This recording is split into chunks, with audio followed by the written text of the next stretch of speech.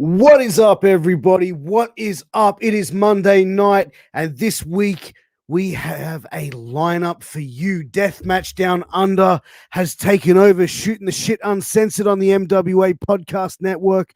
We have a member of their roster on tonight. We have a member of their roster and management team on every night this week. But tonight, I am joined by the big man himself, Tommy Knight, and I'm really excited to talk about Tommy. I really want to talk about his couple of matches that he's had in Deathmatch Down Under. They've been absolutely amazing. First one was against Richie Taylor, then against Caveman Ugg, two guys which absolutely amazing in the ring, and Tommy delivered on a very, very big level for such a huge impact for DMDU. But guys, before I bring out Mr. Tommy Knight, I want to take a quick second, a quick moment, a quick pause for that little old or the people to rewind us. So we have to show some respect for the people that make this show possible, our sponsors. And first up is that company that I'm always talking about. That's A-Rock Designs. You can find A-Rock Designs on Facebook. You can find A-Rock Designs at arockdesigns.com.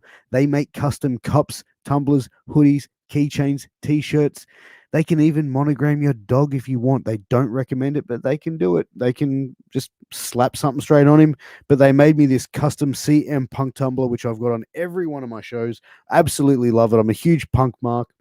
And this thing is amazing. Keeps my cold drinks cold, my hot drinks hot. Huge shout out to A-Rock Designs. Make sure you check them out. Based in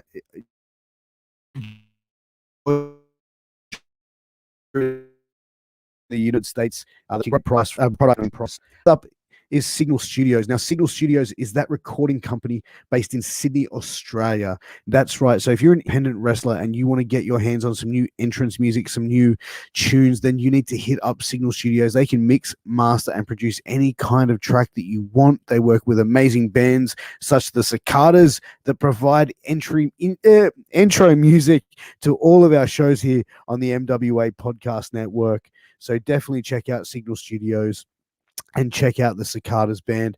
But guys, we've got a big week lined up. This man who's going to be coming on, he's facing Gore in the opening round of the Deathmatch Down Under Heavyweight Championship tournament to crown the first champion. But guys, we have some people already in the audience here tonight. We got Joel Southgate saying, let's go. We got Rick on Facebook. Rick, don't be a bitch. Switch to Twitch. Go to twitch.tv/MWA World, man. That's where it's going to be at the end of this week. There's going to be no more MWA World podcasts on Facebook. Sad to see it go, but make sure you head over to Twitch. We got a Facebook user. Guys, I'm going to bring him out right now. Let's bring out Tommy Knight. Tommy, what's up, buddy? How you doing? What's going on, brother? You doing all right? Mate, I'm doing well. It's it's a Monday night, just sitting back, chilling. Just excited to be talking to you, my man. Thank you. I'm looking forward to it, man. Can't wait. Yeah, that's it, man. And we're gonna get into it. But first off, man, Deathmatch Down Under, which the promotion that you with quite a few other different promotions as well, is where I've actually first seen you, and I saw you on the first show facing Richie Taylor, and the time that I heard of either of you at that stage. I'm based in Sydney, so I'm not too familiar with the Adelaide and Melbourne scene, I'll be honest. But man, you guys put on one hell of a match, and it was like the size difference and everything. I think the match told a really, really good story. And from bell to bell, like, to me, I believe that was one of the matches that were up there for match of the night. Oh, thank you so much, man. I appreciate that. Yeah, dude. So, like, a bit about your background. Like, when did you start getting involved in wrestling, man? So I started training at the very end of 2016 in November. I did a tryout with Wrestle Rampage. So for me, it came down to two schools at the time. I was switching over from mixed martial arts. So I did that from when I was about 15 to when I was about 21. And I wasn't enjoying myself doing that anymore. So I switched. So I stopped doing that. My coach came to me and said, look, man, you can't sit at home. You got to do something. You have to find an outlet. And we'd bonded for years over all sorts of stuff. And wrestling was one of those things. And I'd always wanted to get involved. So it came down to two schools. It came down to ACW or Wrestle Rampage. And I'd met the owners of ACW, and they were really, really nice people. I was considering them, but my coach had Damien Slater come out and train for come out and train for Trinity MMA. And he was the head coach, one of the head coaches at the time for Wrestle Rampage. So that was where I did my tryout, and that was where I started. So, yeah, so 2016 was when I started training, November, and then I was on the February show of 2017. So 3 months of about 3-4 months of training.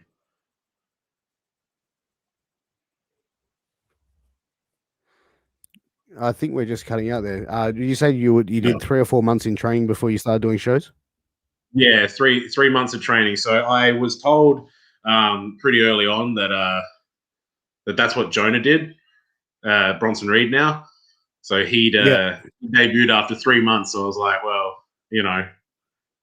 that's what I want to do. That's my boy. So,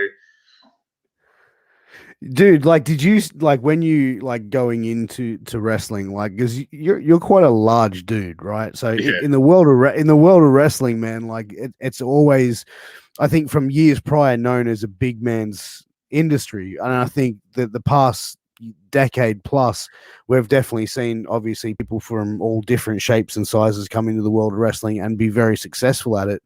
Did you find when you first started out in the training aspect of professional wrestling, when you walk through those doors, that the promoters were, and like the coach was like, oh, here we go, let's see what this big guy can do?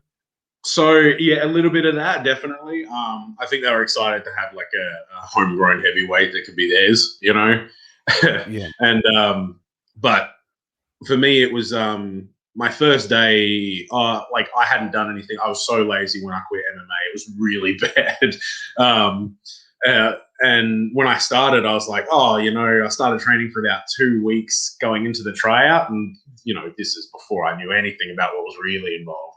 So, so needless to say, it wasn't enough, and that killed me. I was dying, and but then we got to do the role sequences and stuff, and like all the in-ring stuff, and I took to that so quickly because a lot of that, like a lot of the movements translated from MMA for me, but a lot of the wrestling side, I picked it up very, very fast, and that was the stuff that got them really excited. So being like, a big guy that can move, that we can teach, and he learned really fast. So hell yeah, we're all about that. And dollar signs. Sorry. Oh yeah, dollar signs for sure. Yeah. And yeah, so then I had obviously like Bronson was a big one for me, of being like, took me under his wing and taught me everything, like how to be like him, and what made him successful, and take this knowledge and do what you will with it and make it your own. And AJ History is the other big one for me. Of those two are the ones that have been like, this is the stuff that makes you excited, so we're going to show you as much of this stuff as we can. So like the Kings Road style is the stuff that I really got into when they started showing it to me, and then they're like, okay, we're going to gravitate towards this and mold you like this if that's what you want to do. And and that's the one thing, like, you see, mention, Jonah being, someone who took you under his wing, and you see, I can definitely see a similarity in styles that you both have. Like I've seen both of you guys wrestle guys that are smaller than you, and be able to have an amazing match without sacrificing the fact of your size to make a spot work, if that makes sense. Like, Of course. like, I mean, like, yeah.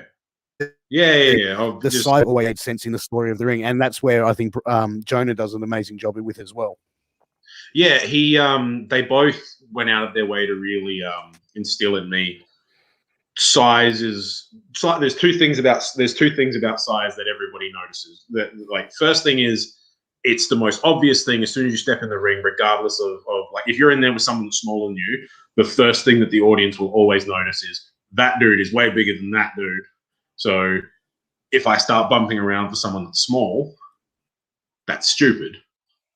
You know, just for the logic of the match, that makes no sense. So I shouldn't be doing that. And it kills any payoff that somebody gets for, you know, when they, if you're telling the story of big guy, little guy, it's really, really easy to be, that's the easiest story to tell. It's, and it's you know, it's a classic. It's, you can do so much with it and change up the basic formula, but the basic structure is so simple and there to change to whatever you want, that when you do changes, people get excited. But the story is like, protecting my size is something that they instilled in me very early.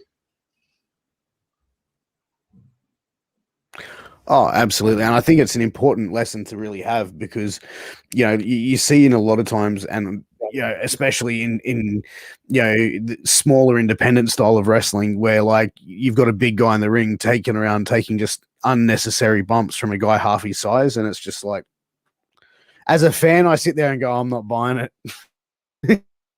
Yeah, of course. It's like one of the biggest things and that's yeah, like, okay, and everyone will understand that. Sorry? So I was just saying, like, you know, you're talking about like you're not buying someone small, bumping around someone bigger. It's like, of course, like you use Walter as an example and how dominant he is, and he has 30-minute matches where it's mostly him beating the shit out of people, and it's like, it's still incredible because it just sticks to a story that everyone can watch and understand. Yeah, exactly. And like, what's more scarier than a big fuck off German dude? It's just like chopping, you know what I mean? Like, it's, I don't know what's going to be more terrifying, bro. You know, like it's, yeah. Joel Southgate just threw this out: Tommy Knight versus Walter. Make it happen. It's definitely one for a future, man. Like, hell yeah. You know, like when you got into wrestling, though, like, were you always a fan of it as like growing up? Like as a kid, was it something you were glued to? Yeah, so I didn't have cable or Foxtel or anything, and that was what obviously Raw and SmackDown and stuff were on. But I had a friend that showed it to me when I was about 5, and that was 2000. So that was still like Stone Cold, The Rock, Triple H, all those guys were still coming around, and they were still around. And so I grew up as a big WWE fan, and then the first pay-per-view that I ever actually got to watch live was SummerSlam 2003. So that was when I was like, from there, so I was about 8 years old, and I was like, this is the best thing I've ever seen in my life. Man, I feel so old after hearing that statement.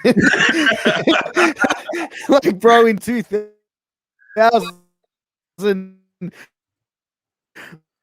that, like, oh shit, you were 5, and I'm like, fuck, man, now I feel really old, bro.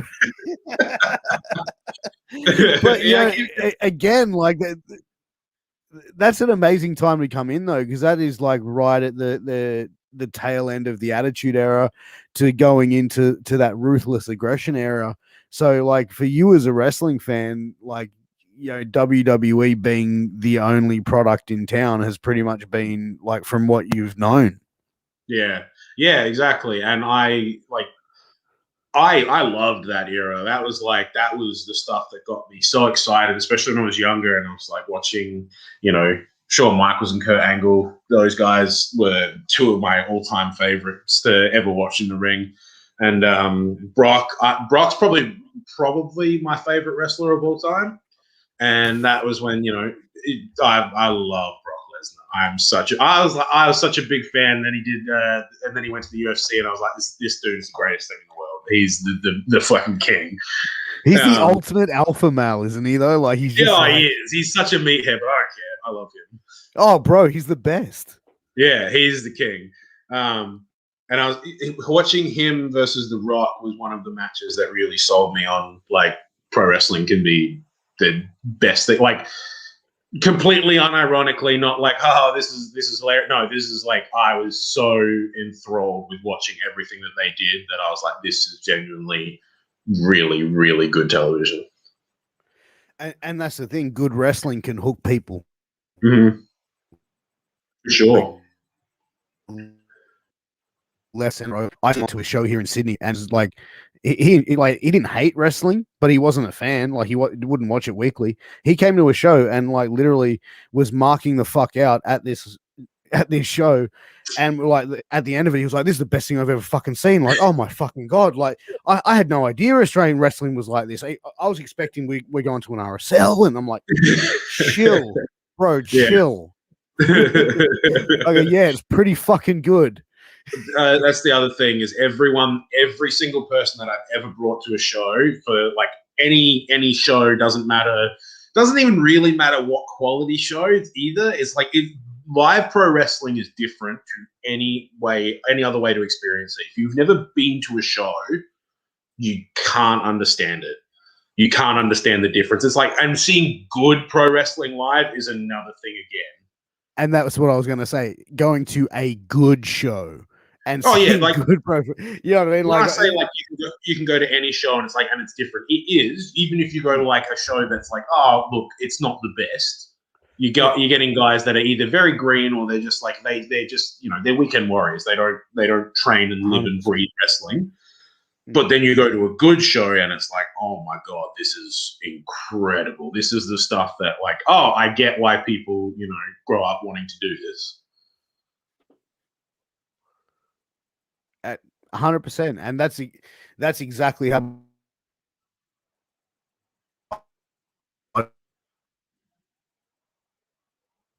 I was like, you know, like enthralled by locals, that mentality of wanting to go there, and now just enthralled by it. Like, it's good to see that the style of wrestling that Australian wrestling is putting out, that non-wrestling fans could sit there and get into it and enjoy it.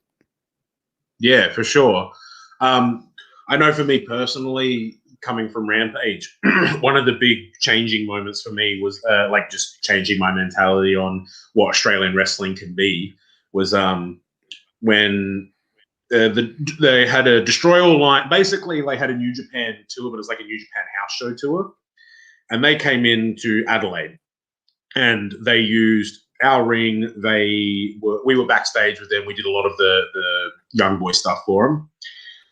And watching that live, and I was like, yeah, they're really good, but it's nothing I can't do, you know? And it was like, that was a really big eye-opener of being like, I've seen Istria versus Jonah, and that is still one of the best matches I've ever seen in person, of being like, oh, that is as good as anything internationally, you know? Like, the best of Australia can be the best in the world. And that was something that, like, when the light bulb finally went off, I was like, man, I don't need to be training anywhere else. I'm training exactly where I need to be, you know?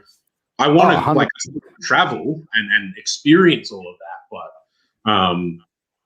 but needing to go somewhere to better myself is like, I know I'm getting the best training available. I mean, even then, like, if you wanted to sort of broaden that horizon, there's, you know, places that you could go in Melbourne and Sydney, Queensland, and everywhere else that you could go locally. Then instead of like completely uproot and go somewhere like the UK or Japan, but you know, if you wanted to go those places, I'm sure that those doors would be, you know, be more than open for you.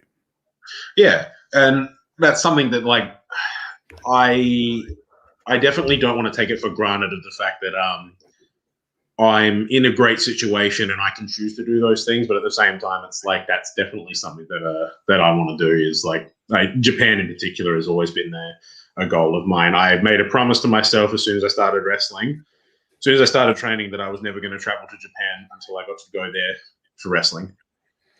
Were you a big fan of Japanese wrestling and like New Japan and that style? I was starting to become that before I started training, like as in I just started dabbling in New Japan.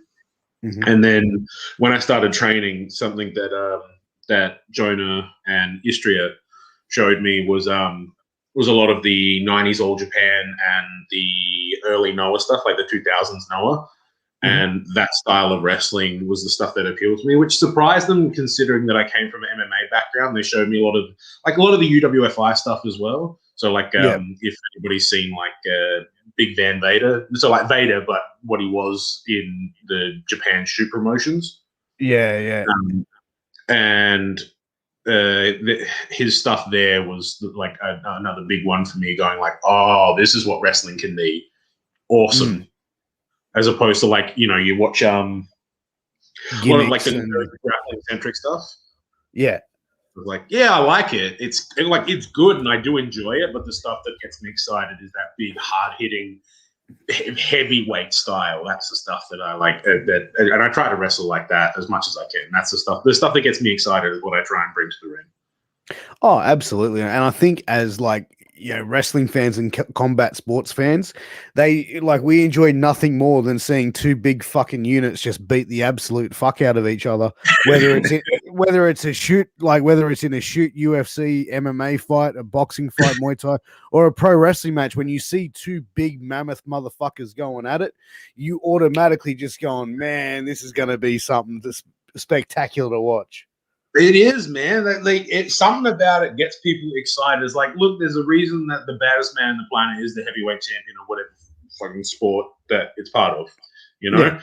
And the other thing, like, I come back to that, like, specifically is like, if people remember the hype around the first Brock Lesnar Goldberg match of being like the two biggest, baddest dudes in the industry, Yeah. like, from a work perspective, but didn't matter. They were the two biggest, baddest dudes. And it's like, then people found out all the stuff behind the scenes and it kind of killed it. But it's like, man, that build up was like, I remembered as a kid, I was frothing over that. Dude, I was an adult when that happened, and I was the same thing. I was so excited for that match, and then when the match happened, I sat there and went, what the fuck did I just watch? Like, you know what I mean? Like, I just sat there and go, like, that was some of the most softest shit that I like. Just, you know what I mean? Like, two guys that just didn't really want to be on the biggest stage of them all, and it's such a slap in the face to anyone who's ever wrestled. Yeah, two dudes that had an opportunity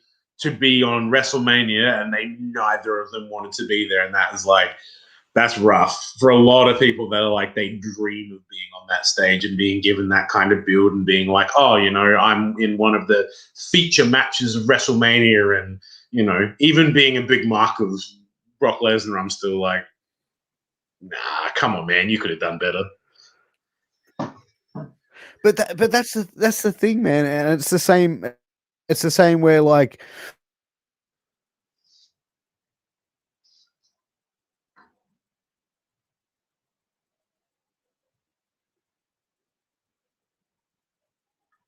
I think I've lost you there.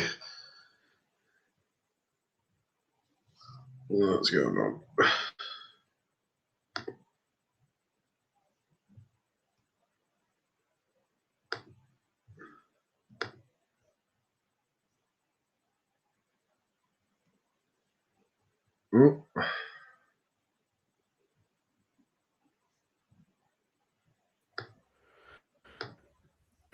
Okay, so we're just reconnecting, guys. Sorry about that. We just had a bit of a downfall.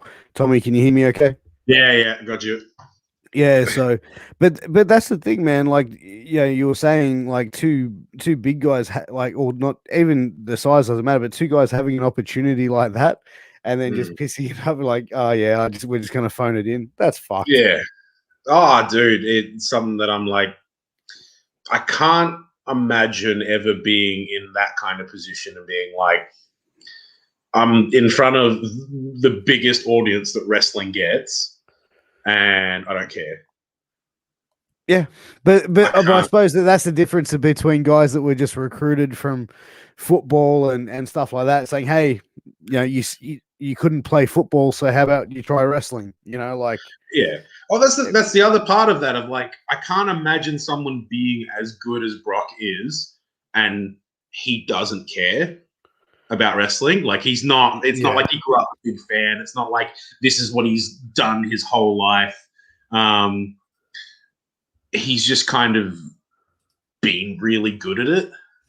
Yeah. Like, as soon as he was in main on the main roster, he was incredible. His whole career. Yeah, I mean, but you just look at him; he just looks like money. You know what I mean? Yeah. And no wonder a guy of your size, modeling yourself after someone like him, who is probably one of the best heavyweights of all time, and he doesn't even cut promos. Doesn't need to, man. Like, even like, and that's not to say he can't, because he can talk. When he talks, he's good. Yeah. But he's never needed to because everything about him says what it needs. Like he can stand there, look at someone, and it says everything he needs to say without opening his mouth. And that's rare. You don't get that. Nah, 100%. But getting back onto you though, like, what do you see your character as? Tommy Knight. Like, what is your objective when you come through that curtain? What do you want to portray to the crowd? What I try and get the whole thing for me personally is always being like, I want every promotion that I step into, I'm the king. Like you're seeing as good as it gets. Like this is as long as my match is, regardless of how long it goes for or what happens or who wins, or like I step out and there's like that dude's the best. He's the benchmark. He's the top of he's the top of the heap.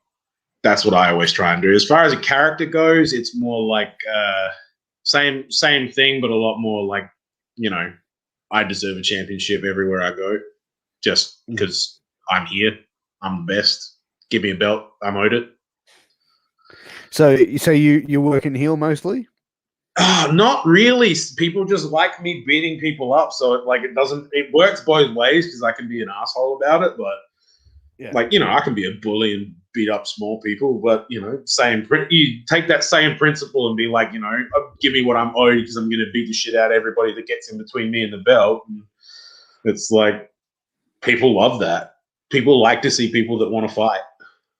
Yeah, exactly. Like having I think that puts you as that fighting baby face, clawing for that title. That's your goal. That's your thing, and then you can easily twist it up as like, hey, motherfucker, I'm the best here. Like, do a heel turn on that shit real quick. Yeah, same character, same objective, just twisting a little bit here and there. Just being a little bit more of a bully and just taking advantage. Like even like I could do the same stuff with UG, and it's like the stuff that we did at the last DMDU show was like I could do the same thing in the same way, and I tweak it slightly, and all of a sudden I'm like a mega dick, Mm. And you know what, that match at Not Here to Fuck Spiders, that's got to be the coolest name of any wrestling show I've ever seen. Like, Not Here to Fuck Spiders. Like, fuck, I'm glad I'm not a spider. Well, fuck, maybe I want to be a spider. Really, that was good. But that threw me off. But that match that you guys had there, it was a great big man match or big person match. Yeah, no, for sure. I really enjoyed it. I've wanted to work for ages, and I came close a couple of times. I came close to doing it for a promotion that no longer exists called Iron Fist. And I came very close to doing it with my home promotion of Wrestle Rampage. And just circumstances didn't allow it to happen. So I'm really glad it eventuated, and it was leading into it, and like the weeks out, and knowing it's like, okay, so that's going to be the match. Cool, that's who I'm going to wrestle, and go. And even thinking about it in my head is like, I know exactly what people are expecting. All right, let's just get in there and do it. Yeah, and like going into that match, against UG, that was the first time you guys ever wrestled, was it? Yeah. And what were you like going into that match? Like, obviously, that's a huge match. UG has been a champion in pretty much every promotion that he's been in this country. Yeah. What did you walk away from learning the most out of that match? Because working with someone like UG would be a great opportunity for a learning experience as well. Oh, for sure. He's so good. I have nothing but praise for that dude. He's fantastic. A lot of what he does is less is more, and it's a lot of the thing is like it's a lot of stuff that I know. It's just a lot of stuff that needs to get reinforced to the point that it's like, and changing things, trying things, getting out of a comfort zone, doing stuff that I haven't done before, trying new shit, and he's really open for doing whatever because he can do anything. Like I've never met someone that's that strong that can move the way he does. So a lot of it is just like, be willing to try new things and put yourself in positions where you might be a bit uncomfortable. But so that's what I learned most from him, and like just sticking to what makes us unique on a show, which is like mainly our size. We're big boys. We beat the shit out of each other. And we beat the shit out of other people, and just people don't naturally bring that very often. So why fuck with a good thing, 100%. And what's your preference? Do you prefer to work with a guy who's a similar size to you, or you prefer to work with a smaller person opposite you in the ring? Size doesn't really bother me. Like big or small, I don't care. As long as they bring some fight, like hit me. Don't. You ever seen the clip of Johnny Gargano throwing the chop, and he's busy doing the leg slap while he's doing it? Yeah. It's like, no, just motherfucker, just hit me. It's fine. It's wrestling. I'm expecting to get hit. Yeah. Nothing makes me madder than people slapping their leg on stuff that it's like, oh, you know what? We've conditioned people to such to such a point where it's like a strike without any sound, and that doesn't mean anything. It's like, it does. You just have to make it mean something. That's why I tend to exactly. Well, exactly, dude. Like, but if you throw a punch in a crowd of, like, say, a few hundred people that are all making noise, the sound of an actual punch isn't going to be heard, even in the front. Maybe in the front row if it's close enough to the ring, but even in a UFC fight or an MMA fight or a boxing fight, you're not going to hear that punch connect. Like, yeah, no, for sure. And I think that's as well. If you make it believable. Yeah, and I think that you look at performers with that strong style, like yourself, like a Richie Taylor, that can really, really sort of make it look as snug as fuck, like you are killing each other. It sets a tone. It does, and a lot of that's like that. To your point, a lot of that style. When you wrestle like that, and you wrestle and make it real, you don't have to make those sounds. You don't have to slap your leg to get a noise, to get a reaction, because people buy it. They believe that you're there to kill each other. One of the guys on Wrestle Rampage, his name was Wrecking Ball Wilson. So the Wrecking Ball is the guy that I always watch to be like, what does a big mean motherfucker look like that just wants to go out there and hurt you? Because he's out of his mind. Like, he'll just beat the shit out of people. Him versus Walter is my personal dream match, because I'm like, just tell him that don't tell him that it's not a fight. Put him in the ring with Walter and see what happens, because that's my dream scenario. It's like, so if anybody hasn't seen Wrecking Ball on a Wrestle Rampage show, go back and watch some of the old stuff, and you'll see like the scariest, one of the scariest and baddest dudes in wrestling. But, oh, dude, you know what? Like, I want to go and check out some of this guy's matches, man. Like him versus Walter beating the fuck out of each other. Just don't tell him it's a wrestling match. Just put him in the. Don't tell him anything. Just put him in the ring. Just put him in the ring. Say it. Maybe a work, maybe a shoot. Figure it out. Exactly. Oh, damn. That's fun. That'll be interesting to see. But as far as looking up into this tournament that you guys having coming up on the 21st of May. Yeah, you're going up against Gore, who's another fellow big man, and a guy who has pretty much overnight, like yourself, have really sort of made a statement. Going into this match, two guys that are pretty much the top contenders to pretty much take out this tournament are going up against each other. Would you have rather have seen yourself going up against Gore later down in the track in the tournament than opposed to the first match? I think that could have been cool too, but look, I'm just happy that I get to wrestle him, man. I've known Gore for a little while. I know a lot of his background, and I've seen him wrestle. I've seen him train. He's a beast. He is. He's a monster, and having Crackerjack there as well is something that I'm like, I'm a big fan of Crackerjack. Every conversation I've ever had with him has been like, oh, he's a great dude. And I've had Crackerjack. I've had Crackerjack on the show. He is without a doubt one of the funniest people I've ever met. He's so good. Every story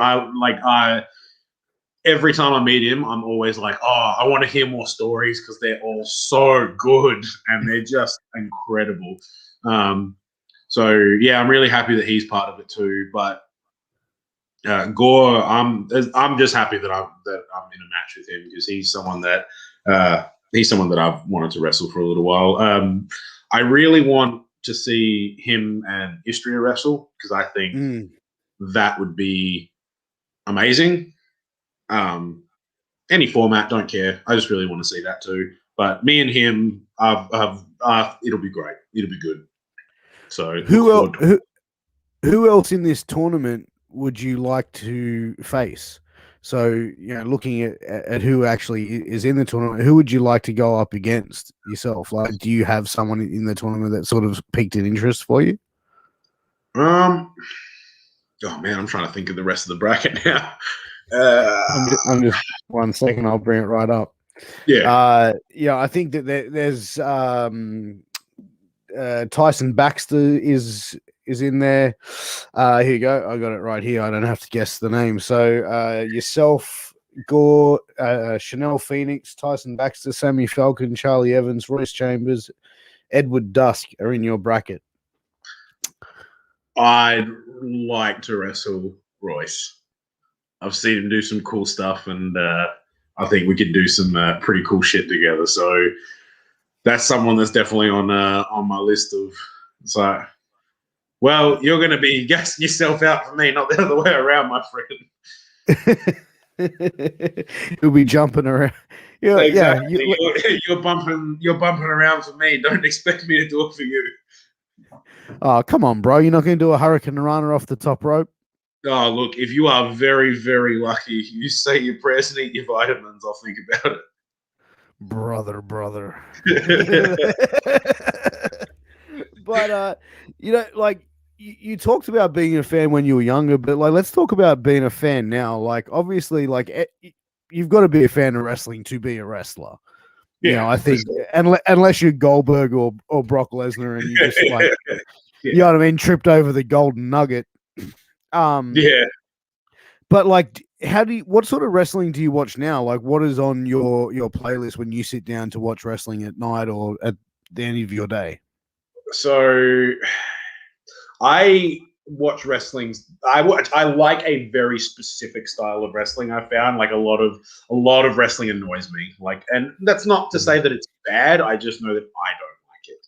I know that for me, there's a handful of guys that I try and keep up with. A lot of it is like, rather than shows, it's people now. Especially now, like the more involved with wrestling that I've gotten, it's like I've taken to certain people and watching their careers and seeing how they go. So Bronson is obviously someone that I keep up with as often as I can. Like I watch all of his stuff whenever he's on TV. I try and catch it. Walter is another one. Yeah, he's doing so well for himself. So I'm like really excited for everything that I get to see of him. Right now, Roman Reigns right now, like he's doing some of the best shit of his career, and it's all been really entertaining to watch. Daniel Bryan, sorry.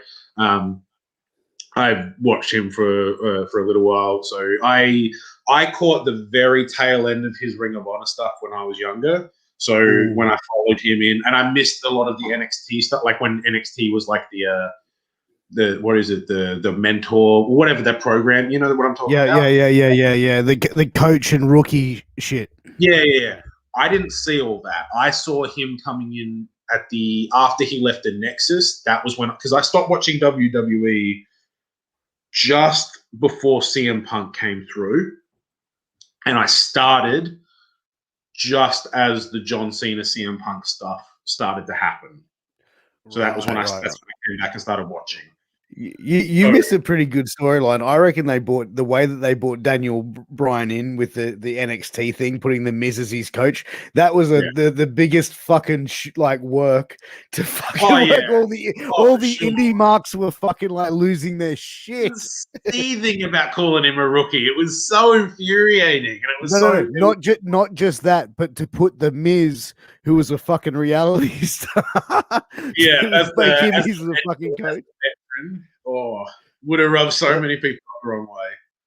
oh, bro, the internet wrestling community, fucking the keyboards fucking exploded, bro.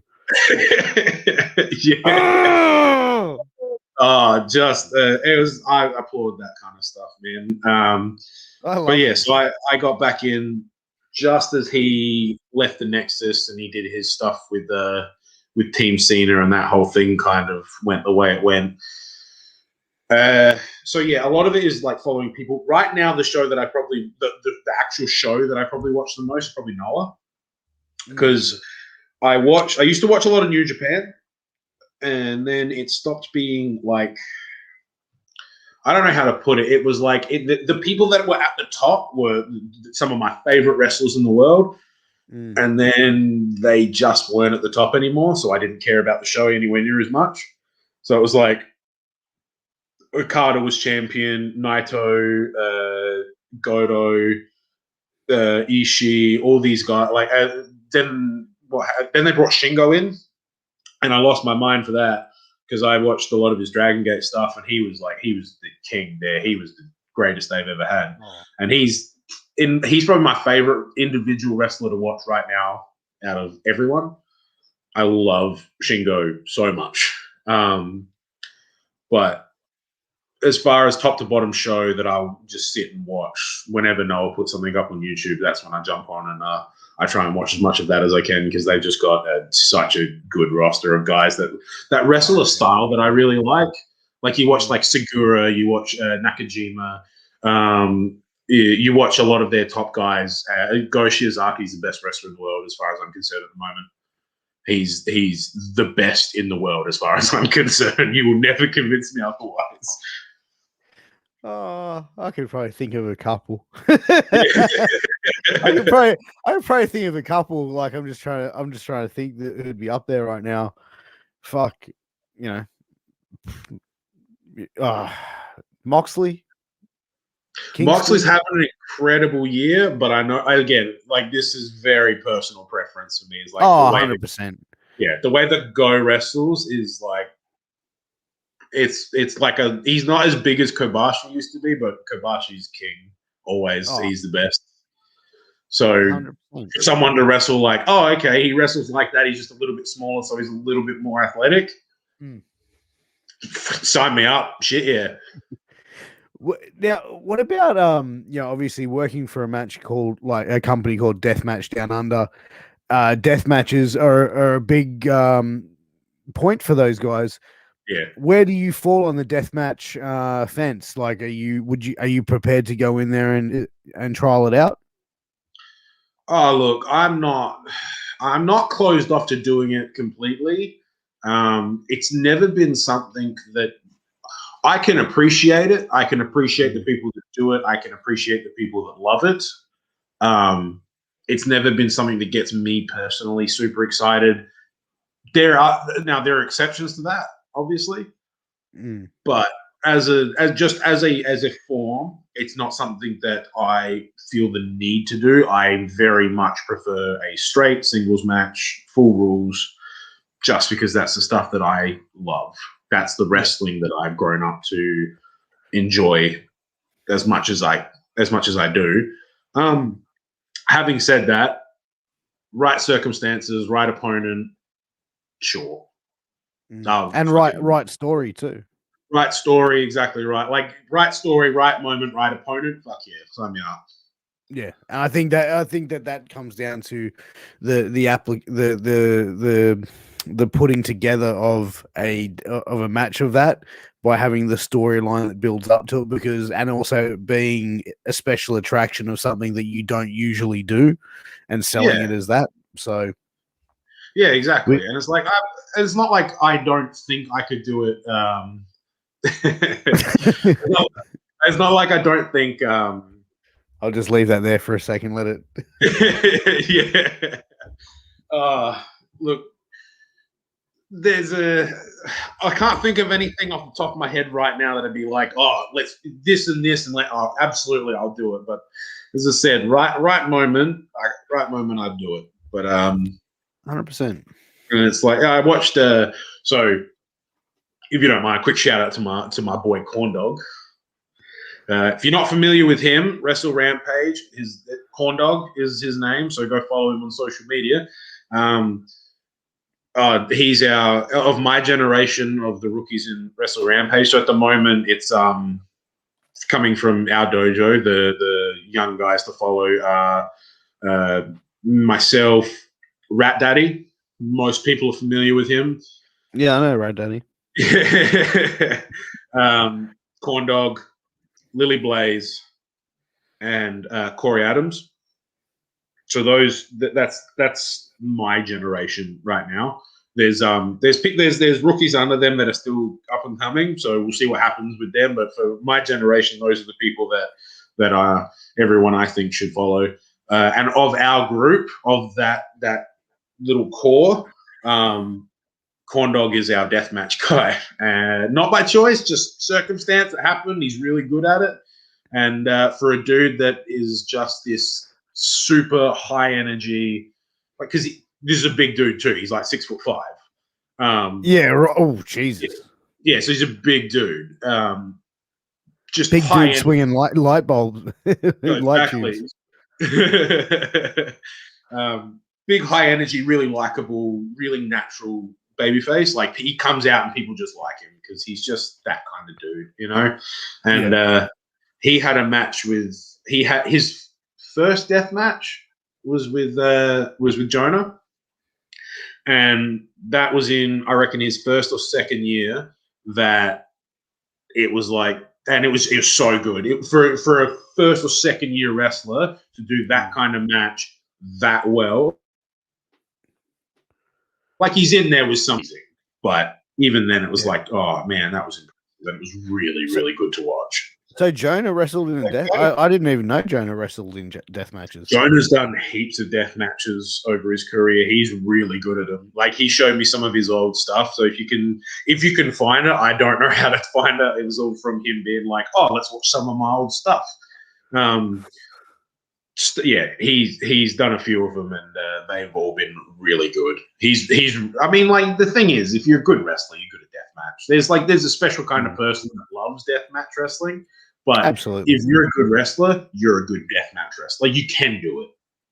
Yeah. I mean, I think that to do death matches and put on a good death match, you first have to be a good in-ring wrestling performer, and like to be good in the ring, to then to be able to go and incorporate gimmicks. You know, exactly. Of like you can tell, like there's people that'll do it that are like they do it because they're willing to, not because they're good at it, and then you get guys that are like, oh no, they're clever. They work things. They're smart. They know how to wrestle in general. So it's like Deathmatch Down Under. I can absolutely appreciate them putting such a spotlight on it. But then they've got some guys that can actually do it, and that's something that's and do it at a very high level as well. Yeah, so they've got guys that is like they get it, you know. And that's dude. I've got friends in the United States that watch Deathmatch Down Under on independent wrestling TV, and they've, like, a buddy of mine told me, he's like, that's GCW of Australia. Like, it is like legit. These guys, those death matches, those cards are just on level with GCW, which is probably the top indie. That's a really good comparison for DMDU as far as my understanding of, or like in my opinion, what kind of promotion they are. Where they're like, they don't go out of their way to appeal to everyone. They appeal to a very niche audience, but they do it with everything they've got, and that always attracts. Like when you do something with sincerity, it attracts people. Oh, 100%. And I like that they're succeeding on like a bigger stage. Though, like it just makes me really happy. Yeah, I mean, I think that they're performing on a bigger stage, but they've hit the ground running. Oh, And for I sure. think to be a part of it and to be in the obviously the title tournament to crown their first, heavyweight champ, Yeah. it must be exciting to be a part of, especially from the ground running. Yeah, I was really, really grateful that I got to be there for I know they did a show a little while ago that I wasn't on. Because that was I think that might have been a test run as far as I understand it. I don't actually know what happened there. But for their first official show, Out Come the Wolves against Richie, to be the first match, that was pretty special. I was very honored to do that. So that was and to kind of get in at the ground floor type thing. That's been really, really cool. Yeah, and the first match on the card as well, to really set the tone of what's going to be for the rest of the night and what the company is going to be about. That's a lot of pressure, and you guys delivered. Oh, thank you. I like to think we did. Yeah, no, I enjoyed it. I thought it was great. But look, we are sort of getting close to that 1 hour mark, so we are going to take that time. We're going to play that game. It is time for 60 seconds with Piers. So we've explained the rules to Tommy before the game. How it works if you're a new viewer to this show, what 60 seconds with Piers is. There's nothing creepy, nothing weird. Basically, I'm going to fire off a lot of questions at Tommy. He's got 60 seconds to answer them. Tommy, how you feeling? You ready to do this, big man? Yeah, man, let's do it. All right, brother. Let me know when you're ready. Oh, hit me. Snapchat or TikTok? TikTok. Favorite song to sing in the car? Don't Stop Believing. Journey. Best subject at school? English. If you came with a warning label, what would it say? Loves cuddles. How many cruises have you been on? None. What would your autobiography be called? Life and Times of a Big Cuddly Bear. Instagram or Twitter? Twitter. You're auditioning for Australian Idol. What song do you sing? Led Zeppelin. Anything by Led Zeppelin, actually. How do you take your coffee? Black. Honey. Which Chris is hotter, Hemsworth, Evans, or Pratt? Oh. Evans, but Hemsworth has better abs. Time. I asked the hard-hitting questions, bro. I don't fuck around. I don't fuck around. No, you don't fuck around. Yeah. My producer handed me a list, like a whole massive email of this, and it was like, I have to ask that question at least once on every interview, which Chris is hotter. Oh, sure. Yeah, why not? But Tommy, thank you so much for coming on Shooting the Shit Uncensored, man. It's been an absolute pleasure having you on. Anytime you want to come and do this again, brother, open invitation, man. But can you tell everyone where they can find you? Yeah, of course. Thank you so much for having me. So Tommy Knight 1995 over on Instagram, Twitter, Facebook. You can just look me up, Tommy Knight. So follow me on all those.